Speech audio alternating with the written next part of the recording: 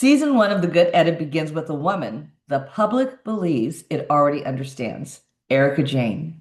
But the curious case of Erika Jayne isn't about headlines, verdicts, or viral moments. It's about context.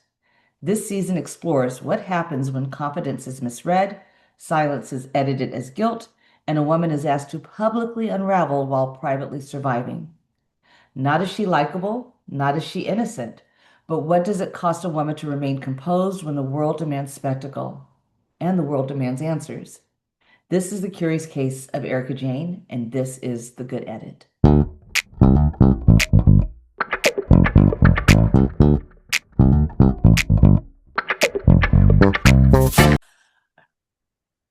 Hey, you. Hi, how are you? What are you drinking? Well, like the true man that I am, Maker's Mark, just whiskey. I love it, just chilled, just smooth in a glass because I think I'm prepping for the upcoming holidays, and this is how most So of us we're do the pre-gaming holidays. like, and we're pre-gaming. Okay, well, I'm just drinking water out of my Well, grandmother's beautiful glass that okay, matches my it's spring dress, even though it's winter in California. It's 85 like degrees. 85 degrees outside. So I'm like, let's spring it.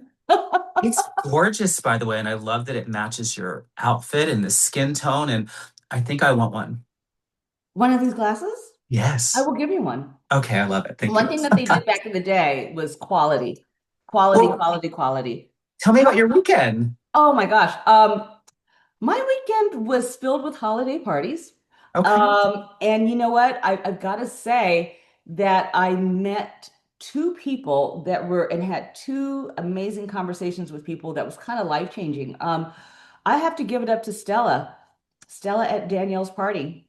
And Stella is an 84-year-old woman who taught me in a probably a matter of maybe 20 minutes the power of resiliency, moving through difficult life situations with an 84-year-old wisdom that was just like, wow. I mean, she was the star of my evening that night.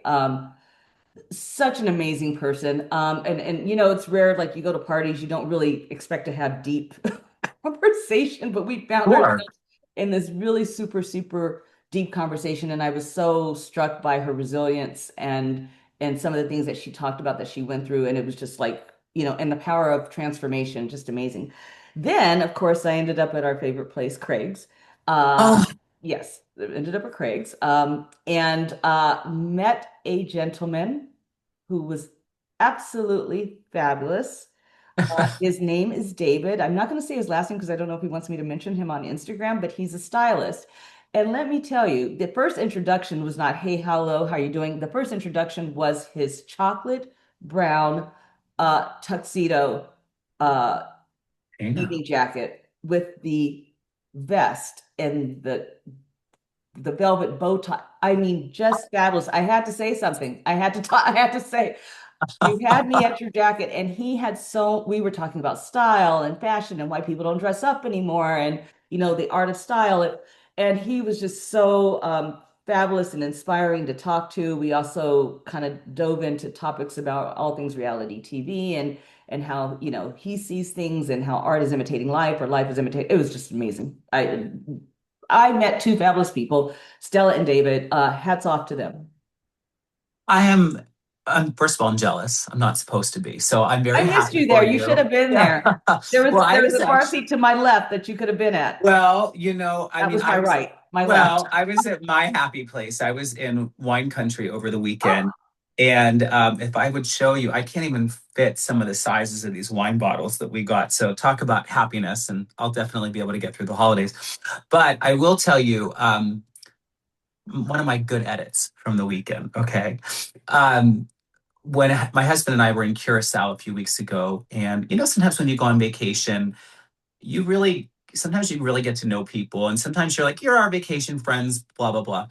Well, we met these two couples, and Amanda and Justin from upstate South Carolina, killer Southern accents, by the way. And by the way, her husband, no joke, 6'7", 6 feet 7 inches tall. Okay, I'm wow. 5'7", so I'm like, amazing.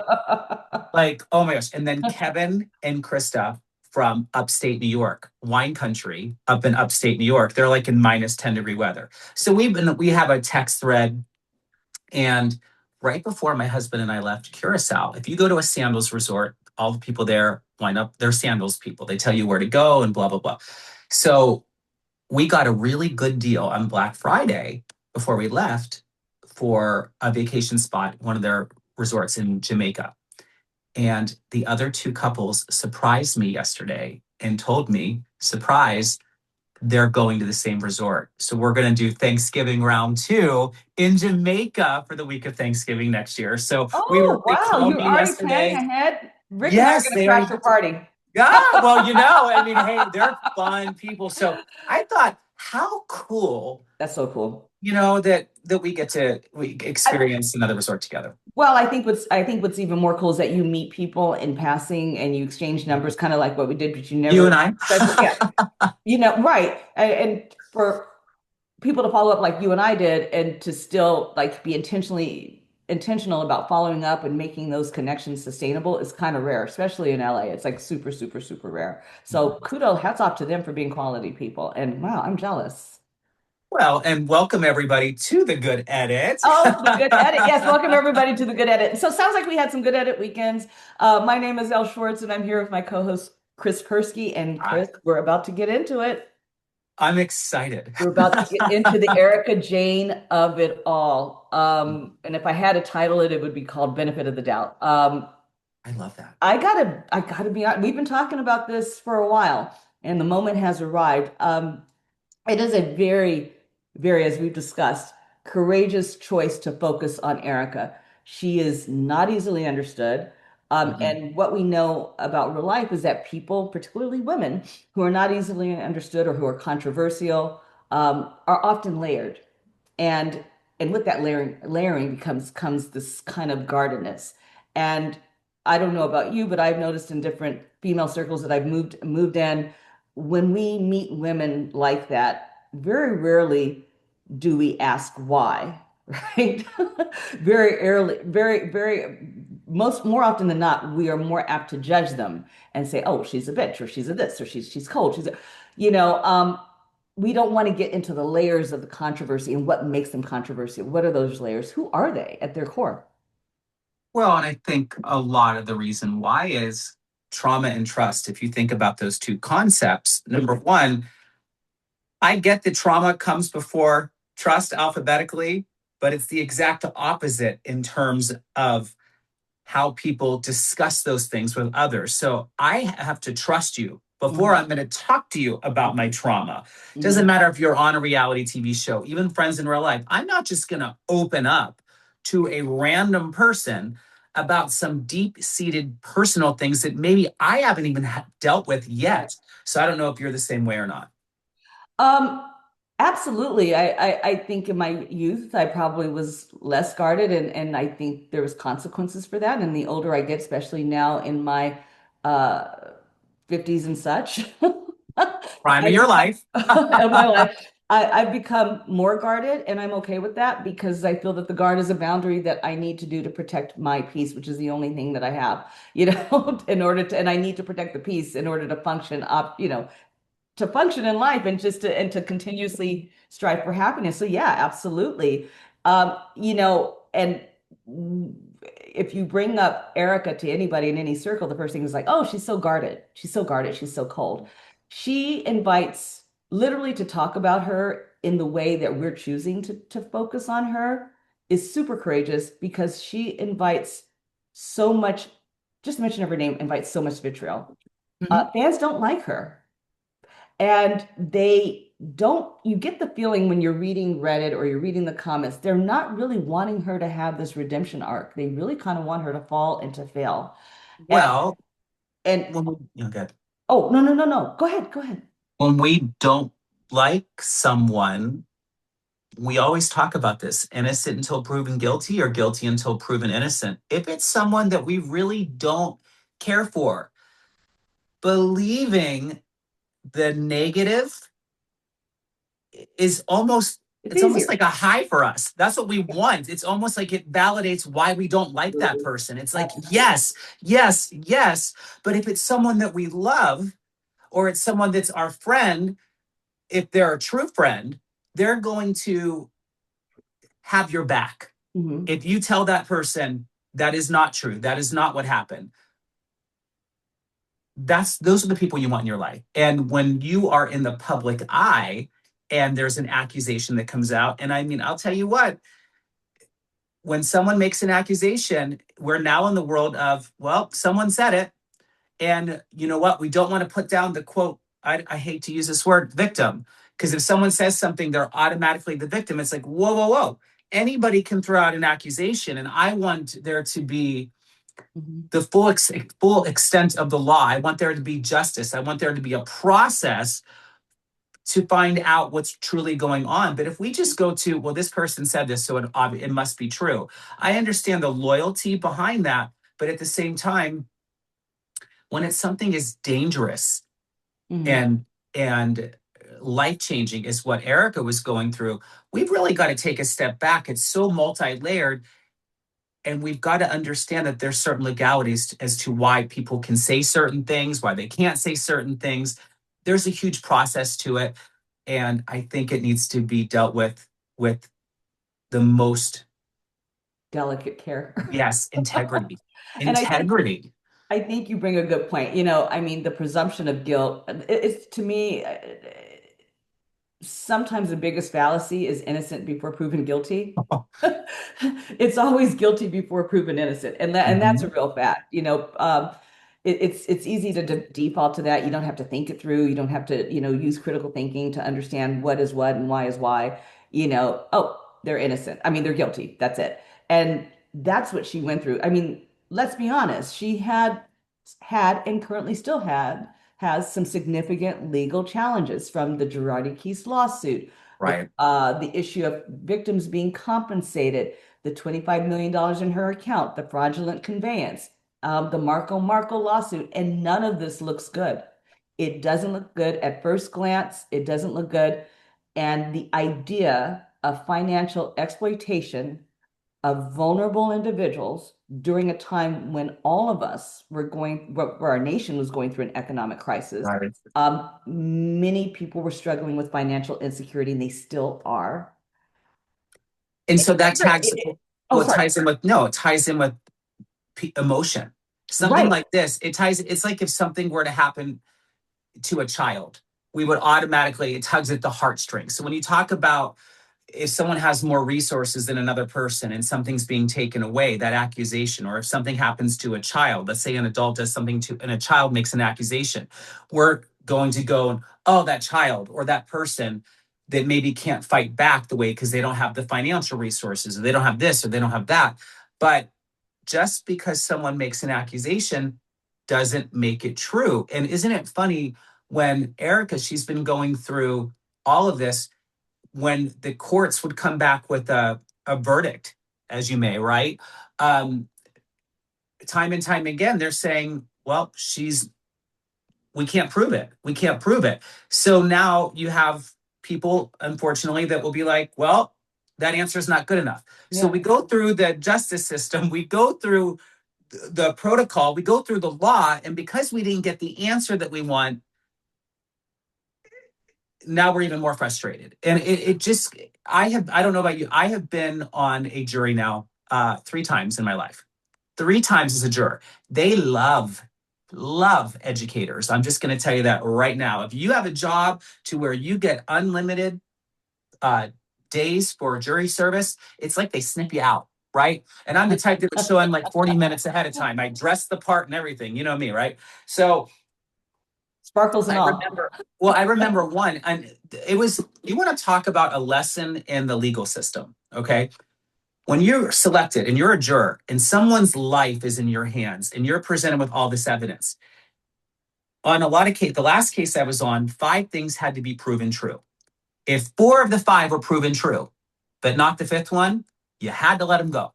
That was the law. So we Wow. always talk about we have to go by law. Now, so in this particular case, 3 of the 5 things were found out. Hmm. But I had to go with what the law said. And I think we're not going to dive into those pieces, but if a court of law has said we've examined everything, we've looked at it, and here are the findings. Here we go. There Yeah, you go. I I want, mean, I I, just, I guess I get frustrated when no system is perfect. So we put right. someone through the system. This is Mhm. what's said. This is, we go through everything. And now because we just love to condemn people. I think a lot of times we love, Absolutely.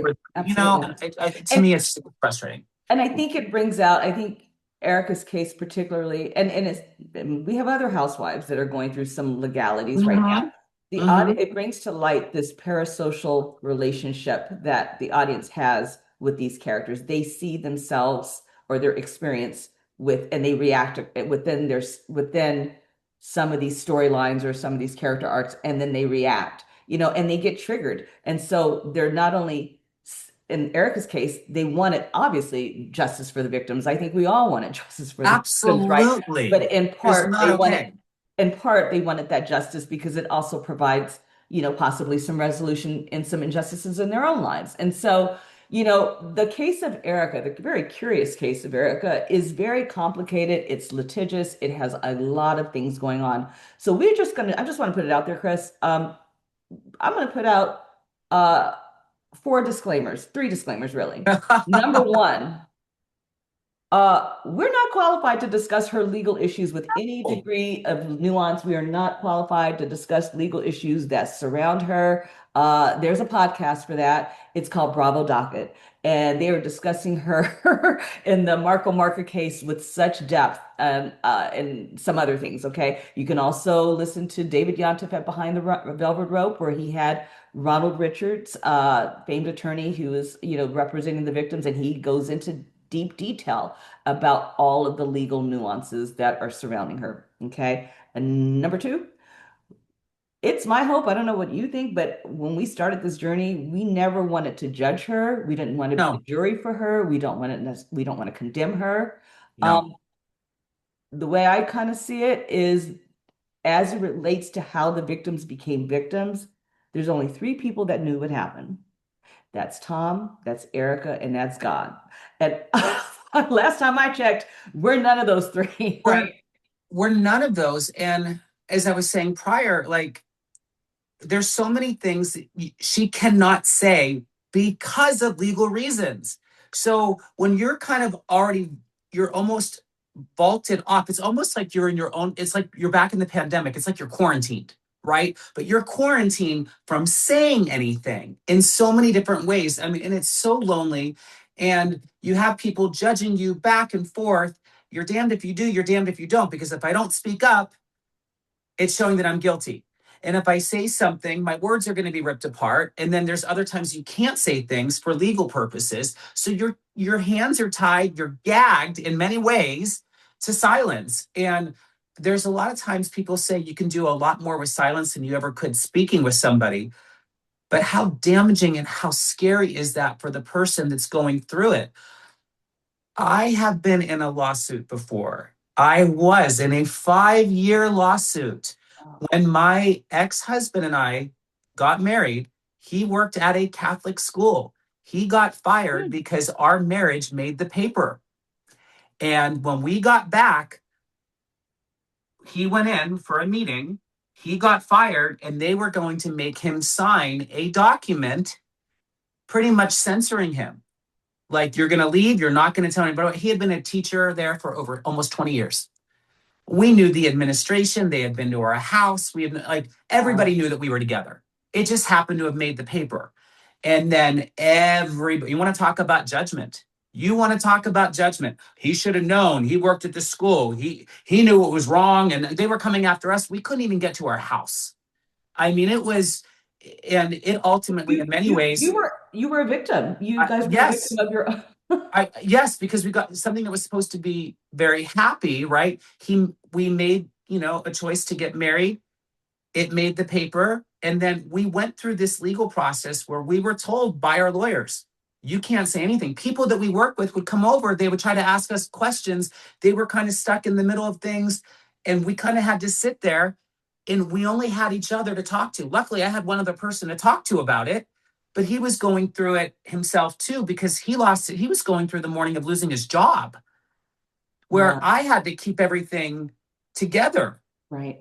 and Right. keep. So you want to talk about the loneliness when you're going through, when you're going in through a lawsuit, it really is a lonely place. And there really are very few things that you can say. And you really can't trust anybody. Even No. my closest friends, Right.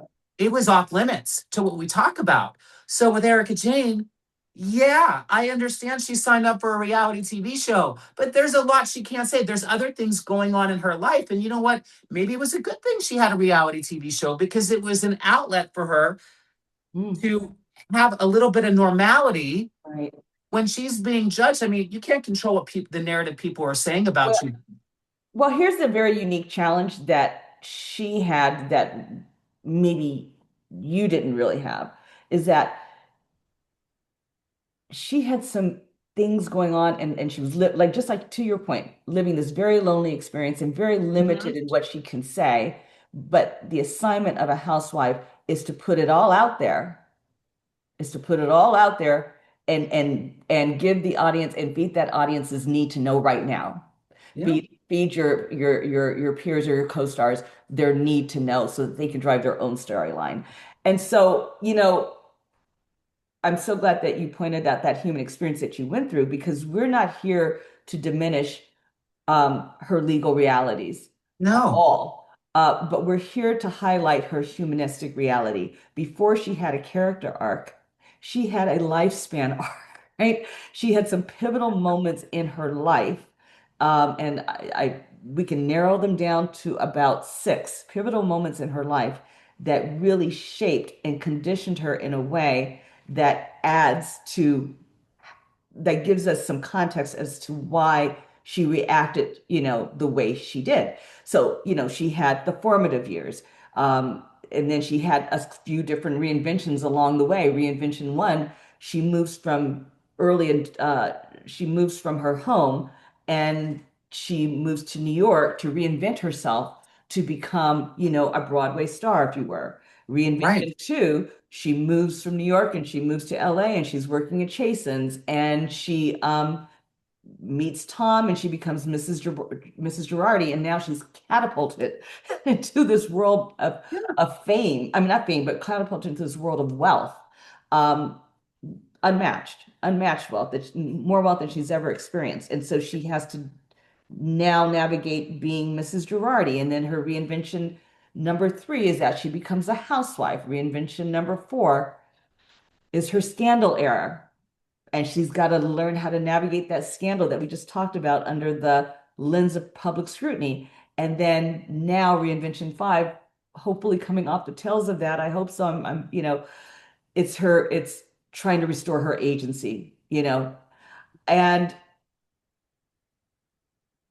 that those format focusing on just kind of narrowing down her experience as we've watched it over the seasons into these different periods of reinvention kind of humanizes it in a way. Well, and I think without what she went through, I think her ability to handle things, I think it kind of led her to her ability to handle things in the way that she did. Because I'm going to go back to it.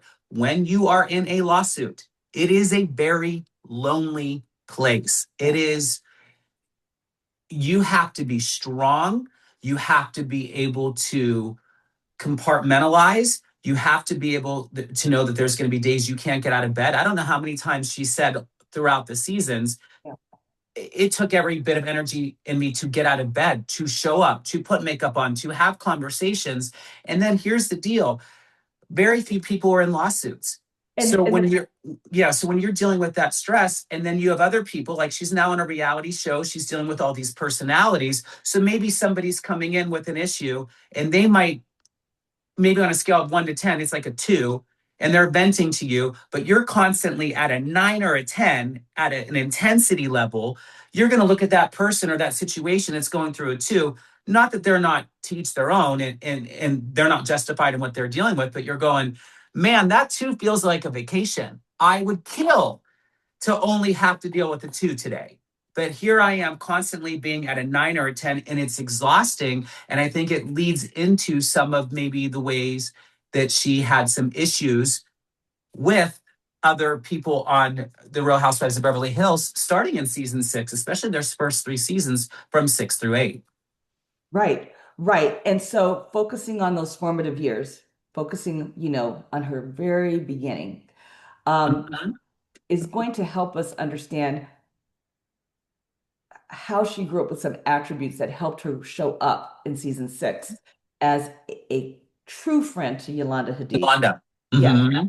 when Yolanda was going through Lyme disease and the Munchausen's of it all, whether you believe whatever your opinion, she showed up as a friend. She was the only one in that cast that stood by her and didn't question her or didn't doubt her, and actually put some people, some of her peers in check about them doubting Yolanda's health status. In season 7, we're going to understand why she reacted to Pantygate the way she did, why she had that visceral reaction to Eileen in Oh, in season yes. 7, On the boat. Was that on the was that on the boat, boat? on the Yes. boat.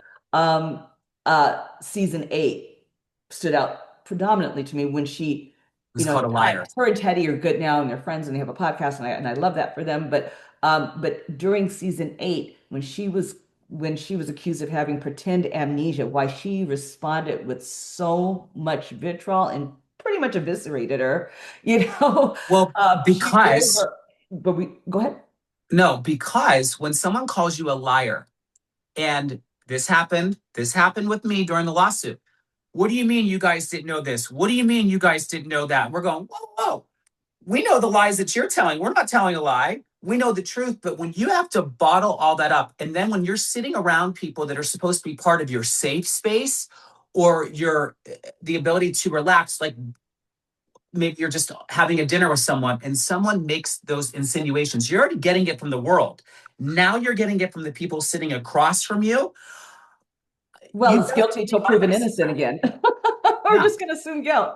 I'm gonna see red. If so, And, and if that's a hot button, if you're already trying to prove everybody else wrong, and then someone who's sitting right in front of you is going, "Oh, you're a liar," and they don't know all of the information that you have to guard and you have to keep, and they don't want to hear that. Uh, yeah, I'm gonna react. Yeah, I'm. It might not be my best moment, and guess what happens? It just happens that that moment happened on television. yeah, and you know what? And I just want to just say this before we move on to the next thing. She chose to show up on the show anyway. I think she was asked during the Yeah. reunion, why did you do this? She chose to show up because she was going to, and chose to take the hits anyway. She chose to take the hits anyway. And that is a very strong person who is confident in her truth and did the assignment as much as she could do it. And, I got to tell you, I applaud that. I applaud So that. can I ask you this? Can I play devil's advocate? Please do. This is the only thing I really want your take on this. What about the people that say, well, yeah, she signed up for it. She got paid for it. So deal with it. Your paycheck is a heck of a lot more than I'm ever getting. So deal with it. What do you say to the people that are like, well, she got a huge paycheck for doing it? I think that at the very core, and if you read Erica's book, The Pretty Mess, honestly, the good edit is in her book. She told you if Mm, anybody's ever read it, it's all there. She's a truth teller. She is used to tough situations. And I'm sure mhm. that there's other ways that she could have made money, if she chose to. But I don't have anything to say to those people. What I have Right? to say is that I admire her for choosing to show up and taking hits that she can probably never recover from in the fan base. That is her good at it. And I don't know many people could do that. Mhm. And so, overall, if you think of her seasons, it really was an exercise in trying to control her narrative, Okay. and not being able to emote the empathy that the audience and that her peers needed from her was kind of her default mechanism. It's been her default mechanism, and we're going to talk about how she got there. And you really see that what's perceived as not emoting empathy as being cold. A lack of empathy does not mean you don't have a big heart. A lack of empathy, a lot of times, is you are in the mode of self-preservation. You are Exactly. right. And you really got to think about that. And I think when the cameras were on, her as well as when cameras were down and she's being photographed and paparazzi is, filming her at Target or, Mhm. at one point I think there was a photo of her getting on a private plane that she was, but it wasn't her plane, it was her friend's plane. She couldn't have like, what is exactly is she supposed to do? Emoting empathy in this litigious situation could even become even more litigious. I don't know. When we talk about Erika, the confidence, the composure, her emotional distancing, we really have to go back to the beginning. We have to go back to before the glam, before the Bravo of it all. And that is, we just want to get to the why she shows up the way she does. And we really have to start at the beginning, in those formative years, that Her mom. mother-daughter relationship, which was so pivotal as to her character, and that guarded kind of quote unquote coldness that people reference. It's all there. I'm going to read you something out of her book. I don't know. Have you read her book, The Pretty Mess? I've read excerpts, Oh, okay, good. so I might know the one Oh, that you're going to read. So yeah.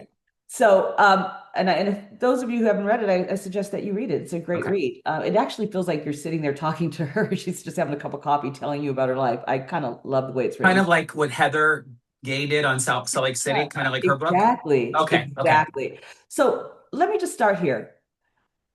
Renee, who's her mom, Renee always had a level of anxiety, which was often related to bills. She worried about having enough money for the both of us. She didn't have the kind of freedom or career she dreamed about when she was young. I bore the brunt of a lot of that stress. She was short with me, hard on me, and irritable. She would snatch my ponytail, dig her nails into my arm, step on my feet, and that was in public. At Mm. home, she got me with the belt. She was never a lot of fun to be around. In short, she could be a real ass. The thing I heard her say more than anything else was, I'm miserable, and it showed. I don't really remember my mother smiling or laughing a lot. I don't remember much joy there. She was disappointed and angry, and I think we would both agree I got the brunt of it. Now that I'm older, I can recognize that I always had a high level of anxiety as a child because of my mother's situation. I never knew when the bottom might fall out. I took on the role of thinking. Imagine the anxiety of seeing the one and only person who can take care of you upset and crying because you don't have enough money. Oh my goodness. It, the, That line right there, as a parent, you and I are both parents, and we've had uh, some, interesting stories in terms of how we grew up. And that line right there, now that I am a parent, I do worry about money all the time. I do. I want to make sure that I can provide. And it's almost like, like what they say on a plane, you've got to put on your oxygen mask before you can take care of somebody else, right? It's like the whole idea of you've got to take care of yourself before you can take someone else. But as a parent, where do we draw the line? And because for me, I would probably put the oxygen mask on my child before I would put it on me. And some people might like that, they might not like that. But in terms of the finances, I mean, it's the number one reason why people get divorced. Mhm. It's a reason why sometimes friendships end. And when you think about it from a parental, especially from a broken home, like I come from divorced parents. My parents divorced when I was 3. We were on welfare growing up, and I was sheltered. My mom did a really good job of, I knew we didn't have a lot of money. I knew there was a set amount that we had, but the way when you read that from Erika Jayne in terms of the the hardened shell that her mom has, I think that was her defense mechanism. I think that was her way of dealing with it. Where with my mom, she was more soft. We were able to be a child, children. And I remember one particular instance. I had done extra chores or something around the house. Now I have a sister who's 4.5 years older, and I talked about her earlier in the podcast, but she is literally the most amazing person I've ever met in my entire life. I would not be who I am without her. I would not be half the man I am without her. And she, my mom gave me a dollar bill to go down the store. Now, back in the day, if you were on welfare, if you were on assistance, like we were growing up as my mom was getting back on her feet after a divorce, um, uh, I took the money, I went down, I was proud of myself, got a candy bar, went to purchase the candy bar, and they said, "You can't purchase the candy bar with this." They made me put it back, and I had to walk all the way home. And I kind of felt the shame of not having money. And then my shame halfway down the block, then I started to cry. And then I felt all of the emotions on that walk, that one block home. And then luckily I had run into my sister before I got to my mom. And she saw my face. She's like, "What's going on?" I think she was 12. I think I was 7 or 8 at the time. And I told her what happened. And she said, "Oh, yeah, mom just gave you the wrong bill." And then she gave me something from her allowance. And then I got to go back down to the store. And then I had learned afterwards that my mom had heard that conversation and she cried. And my mom took every odd job there was to help us out. And I think, we always had a clean house, this and that. So I'm not saying Erika didn't have that growing up. I think there are parents that are going through things financially and maybe they have a hardened shell to kind of get them to suck it up. Hey guys, life's tough.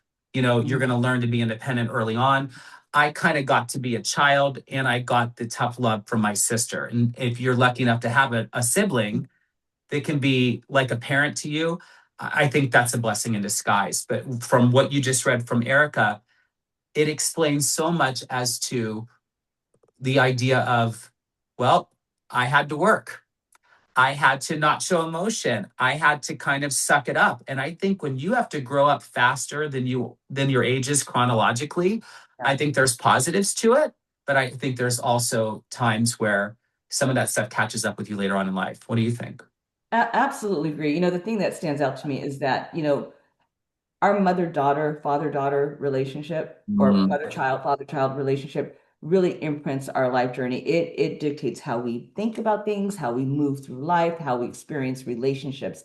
And when you read her book, the odds were not really stacked in her favor. Her mother was definitely obviously loved her, wanted the right. best for her, was also her advocate, and would fight giants for her, never put men before her daughter, did all the right things, but also it could be that the way that Renee showed love was giving her was through this really strict parenting, but also that parenting and that love was challenged by possibly some realities, to your point, that Renee was going through as a parent. And in one part of her book, she references um, a fight that she had with her mom, and she says, just like every teenage girl and her mother, we used to fight. With Renee, things could get really bad. She would Mhm. sometimes say the most hateful things to me. Once in the middle of some fight, probably over something stupid, it got so heated, she said to me, "I wish that I never had you." That Oh, that stung so badly, in part because I knew it was true. People can feel when they're unwanted. Now, can you imagine if you come into the world and it's imprinted that you are unwanted? Then, of course, by the time no. you're an adult, you're going to assume that there is no place for you in a social circle, and you're going to have to be guarded and composed and cold until you feel, to your point, the trust and the safety enough to reveal parts of yourself, let alone all parts of yourself. And so it's really kind of clear that, her mother was the primary caretaker in that relationship. Um, she says it was just me, my mom, and me. She describes her mom as being very strong, being very pragmatic, Okay. unsentimental, not unloving, and focused on survival. And what we saw, I hope what we've seen of her from season 6 to present is a woman trying to survive, trying to survive against amidst this cohort of other housewives who were seasoned and tenured, and trying to find her place in all that and also fight for her narrative and fight for relevancy. Because she's Um, constantly in fight or flight mode, Constantly in fight or flight mode. never able to exhale. Really think about that for a minute. If you're growing up that way and you're constantly in fight or flight and you can't exhale, you're waiting for the other shoe to drop. You're so focused on making sure that you're okay. You almost have this tunnel vision of what things are and what they need to be. You're so laser focused that relationships with other people almost become secondary. Yeah. It's not something that maybe is at the forefront because you're in survival mode. Right. And it's not a very fun thing to say to somebody. I mean, think about this. When we have something that's going on between us during the day, right, or during the week, we want to tell people the good things. But there's almost this sense of shame, even if something that's outside of our control that happens. We don't want to tell someone about that unfortunate thing, or we have to go, before I tell you about my quote trauma of the day, I've got to trust you. I've got to trust that you're not going to make my trauma about you. And if I'm telling you about my trauma, That I part. don't want to have to worry about your reaction. Why am I worried about your reaction about my trauma? Like to me, and there's a lot of people out there that do that, that go after people because they think it's like, I'm going to go after them with their vulnerable spot. And I don't know about you. Do you have any friends or did you ever have anybody in your life that they only were really your quote friend when you were going through something difficult because it was like I'm not going to they answer. almost felt like I'm they had not a going to answer purpose. that. I'm not going to answer that question. But the answer Mm. obviously is hard yes. Okay. And I think what you do is that you learn to and I am someone that definitely, has my guard up about that. I don't share everything with it. My business is not everybody's priority. They don't need to know all my business. Okay. They get to know things on a need to know basis. And then of course, if there are women in my life and people in my life where they get to know all the things. But It's like an onion. yeah, You but peel the layers back. Very few get to the core, right, right? It's like a right, tree, like those friends that are your roots. You right. get branches, you get leaves, and you get roots. And not everybody that comes into your life is a root. So I'm not going to trust you Yeah, with some of the stuff that's at my core because that's fragile. It's the 1000%. strongest part. And it's the, yeah. 1000%. The three roots of my life are my mom, my husband, and my child. And then there's some others along the way, but that's who gets everything. And so I Mm. believe that, and I have some trauma too, growing up, and we talked about it before, not really fitting in anywhere. And that was a very traumatic, K through 12 was a very traumatic experience. I hated it. But what it taught me was boundaries, and it taught me Mm. it taught me to just kind of ride in my own lane, to forge my own identity and have people kind of organize around that. It taught me a level of mental toughness, and I think that that's what has also happened to Erika. But I also find that in her uh, in her book that she references being, as we know, a parentified child, being raised by a single parent, children, as you talked about your life, really being forced to grow up faster than they should. Yes. And they learn to survive early on. And they get more exposure to adult life earlier than they should. Thinking about my own son when I was a single mother and we started off, you know, when I made that decision for survival purposes to be a single mother, it was like, okay, I make $2,000 a month and my bills are 1,700, which means we have 300 for the month. How are we going to survive on that? But you know what? We never worried. And he had to learn about money. He had to learn about, mommy doesn't have a bank account. I have all this cash and this bill for the gas bill is this much. Please give me $200 out of that bill. At 5 years old, he was learning this. At 5 years old, we were walking to Albertsons in Los Feliz with a And calculator, and he'd have to calculate how much I was spending so I make sure I had enough money to pay for the food. So he was exposed early on to adult life, but um, and yeah, and so I was just actually having this discussion with somebody at Craig's yesterday about this very dynamic. One of the excerpts of her book kind of leans into that, where she says, she this is Erika talking about her mother. She treated me like an adult when she really shouldn't have. I think she expected me to understand or process certain situations in a more adult manner. Being with that kind of mother made me grow up very fast. She always made me shake people's hands, look at them in the eye, Even Like as that. a kid, I was expected to act and present myself like a mini adult rather than a young child. When I was small, this part is mind blowing. When I was small and working with a talent agency, she would make me call the agent and book my own appointments. Now, as some people might, on that note, I've got to give it up to Renee to Thank some you. bit Thank you. because she prepared her to be with the mental toughness that she needed to survive on this franchise. We're not raising snowflakes. I'm sorry. I'm sorry. We are in the day and age of this right now. No, Yeah, well, no. and the implications of that is that she had mental toughness. Her coldness was actually was what we Strength. see as coldness is actually strength. What we see as guardedness is actually a boundary that she learned to erect very early on. Um, her composure and being very observant and knowing how to navigate points of entry is a survival tactic.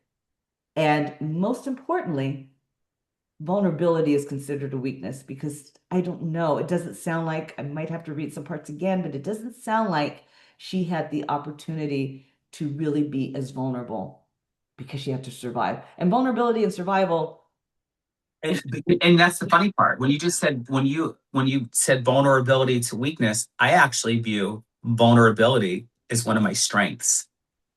To in many ways, when I get to that point, it doesn't happen right away, by the way. It takes me a while to get to that point. But when I do, I go, hmm. And I think when something makes you uncomfortable, I think that's when we grow as human beings. I don't care what stage of life you're in. If something makes you uncomfortable, I think you grow. I think it's what makes you feel alive. And growing up, and the when you read, I had to look in people's eyes, I had to shake their hands, I had to mm, have a conversation. We are now in the day and age where we're all doing this. Very few people can look into each other's eyes, hold a conversation, hold their own, have their own views, have their own opinions. And you know what? I think Renee, with the resources that she had, her abilities to be a parent, right. I think she took the parts and said, here's how I'm going to make you stronger. I might not be able to give you what you need. No one's saying this. It's just my interpretation. I might not be able to give you this the mushiness, that sensitivity piece. However, I'm going to give you these attributes. I'm going to show you this part. I'm going to show you strength, a little bit of a rigidness. And I'm going to hope that you can take that and internalize that. You don't have to do it the same way that I do growing up, but I want you to take it and go, what we went back to this. It was the very first question, the why. Because when some people are rigid, it does not mean that they're not empathetic. It does not mean that they don't care. In the workplace, you and I both know this. The way that we present ourselves in the workplace might not necessarily be the same way we present ourselves in our personal lives. We have a public way that we show the world, our face to the world, and we have a private self. We have all of those, and we're constantly battling those. So with Erika Jayne, even though you have put yourself on a reality show and you're a star and you're on Broadway, I mean, you want to talk about talent. Wow. If you can say, I've been on a reality TV show, I booked my own, at the age of 5, I think you said, I can book my own auditions, I can call people up. Um, the life skills that she was taught, her strength, isn't it funny that if a man were to do that, we would go, how confident is he? How strong is he? But if we equate and we use confidence and strong with a female, that it's suddenly a bad thing. And and to me, it really boggles my mind because women, I think, in many ways, I wish they had more leadership positions around the world. I think the world will be a different place if we had more women in charge because of their ability to handle situations in a way that men most of the time can't. Yeah, true enough. We are the stronger power. Uh, but you know what? One thing that stood out to me when she very first came on the show is when they were having think it was several different situations. Season 6 and season 7, Okay. I saw this when she was first introduced to the group, and she was very and in season 7, when they were having uh cocktails or something at the Sofitel. I think it was the beginning of Pantygate actually, and she just sat very composed. Um, all of that mini adulting training that Renee gave her, she always looked people in the eye. She shook people's hands, very Mm, polite. And so it's like I read this and I thought about those scenes and I thought, gee, Renee was kind of preparing her for battle. And it kind of reminds me of the battle my mom prepared us for. Many young, just bringing this little culture piece to many Black women are raised to prepare for battle. Right? So some of these attributes of mental toughness and not showing vulnerability, even though you're vulnerable, but you have to be very deliberate about where you show that vulnerability and being okay. strong, kind of really super, it resonates. So yeah, definitely seems to be a through line to who she was as a child, how she was raised as a child, and how Right. she has shown up on the show and how she has responded to different pressures, including her legal issues, on the show as well. I know that, oh man, what was that excerpt that you were telling me about that you read that we were supposed to cover and I forgot? No, it was about the day her stepfather had left. Right. And I actually I know it because it Oh, was one of the ones. of So course you do. I don't mind reading it. Yeah, I have it. So I love this because as an educator, I'd love to, read. So read. okay. I So hope so. because her stability with her stepdad, when her mom and her stepdad got divorced, I mean, that was another pivotal shift in her life. So this excerpt, I think, is quite poignant. The day that my stepfather left was hard, Hmm. though.